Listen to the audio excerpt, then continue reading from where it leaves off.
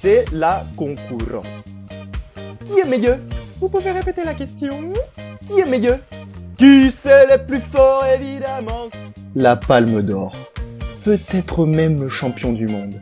C'est moi le meilleur! Ah! Qui est le meilleur sélectionneur entre Deschamps et Galtier? Voilà une vraie question aujourd'hui.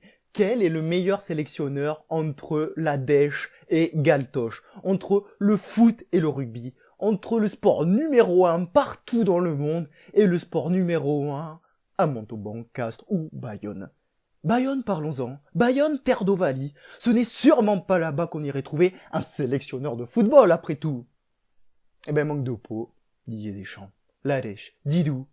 Didier Deschamps, vainqueur de la Ligue des Champions en 93, de la Coupe du Monde en 98 en tant que joueur, peut-être vainqueur du Broching d'Or 96, je n'en sais rien, j'en passe et des meilleurs. Le personnage ultime du football français en somme, et il serait bayonnais. Je ne peux pas l'entendre. Un affront terrible pour le peuple bleu et blanc de l'aviron bayonnais, parce qu'il faut toujours préciser. D'ailleurs, voilà qui doit bien faire rigoler le voisin Biarrot. Un champion du monde de football, eux qui peuvent se gargariser d'avoir dans leur rang Jean-Pascal Baraque, Benoît Auguste et Fabien Barcella. Et ça a de la gueule. Mais le principal fait d'armes de notre Didier national, c'est peut-être bien d'être devenu champion du monde en tant que sélectionneur en 2018.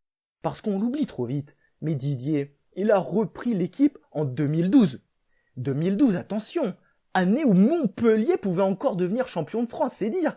2012, pour vous redonner le contexte, sa première équipe, c'était tout de même, tenez-vous bien, Lloris, bon ça ok, mais charnière Mapuyanga Mbiwa Mamadou Sakho, oui, c'est bien ça, avec des latéraux comme Debuchy et Evra, donc là une bonne défense qui sent bon la Ligue 1. Mais heureusement, cette grande défense était étayée par des milieux tels que Maxime Gonalon et Rio Mavuba.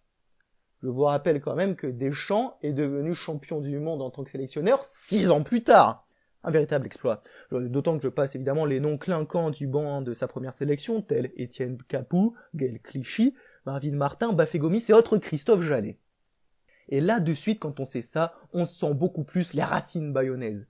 Parce qu'il faut quand même en avoir dans la tronche pour transformer cette citrouille en, sinon carrosse, du moins champion du monde.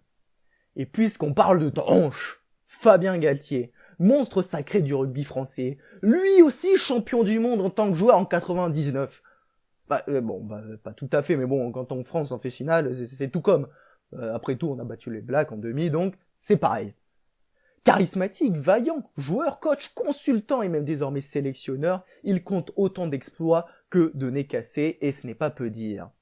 Et s'il faut en retenir un d'exploits, au-delà de nous avoir fait croire pendant 10 ans que consultant était un métier, bon bref, c'est peut-être bien celui d'avoir réussi en 3 matchs de 6 nations à avoir fait oublier Saint-André, Novès et Brunel en tant que sélectionneurs. Soit tous les sélectionneurs depuis 2012, on retombe sur nos pattes. 2012, prise de l'équipe de France de foot par Didier Deschamps. Alors, après nous avoir fait oublier 8 ans de purge rugbystique, à lui de nous faire oublier 8 ans de bons et loyaux services de Deschamps. Pour conclure, je dirais tout de même qu'il faudra plus qu'une victoire en Galles pour Galtier avant de bâillonner des mémoires, Deschamps, le bâillonné. Voilà, c'est fini pour cette première vraie question. Je vous remercie vraiment de m'avoir écouté et voilà, n'hésitez pas à prendre parti entre la team Deschamps d'un côté et Galtier de l'autre afin qu'on ait quand même une vraie réponse. Sinon, si la vidéo vous a plu, je vous invite évidemment à la partager et à vous abonner. Ça me ferait vraiment plaisir et ça m'aiderait beaucoup. Donc là, pour le coup, je vais dire qu'il n'y a pas 20 000 questions à se poser. Sinon, on se retrouve très vite pour un nouveau faux débat et d'ici là, portez-vous bien. Allez, salut!